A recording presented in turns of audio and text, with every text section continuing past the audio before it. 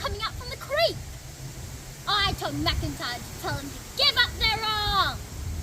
He spoke to Kennedy, who was some distance in front of Scanlan. He grabbed his revolver and jumped off the side of his horse and hid behind a tree when I called on them, "Surrender! Throw up their arms!" And Scanlan, who carried the rifle, slewed his horse around to gallop away. But the horse would not go, and as quick as thought fired at me with the rifle. Without unslinging it, when I had shot him, he fell from his horse.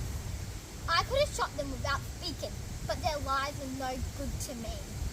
McIntyre jumped on Kennedy's horse, and I allowed him to go, as I did not want to shoot him after he surrendered, or I would have shot him as he was between me and Kennedy.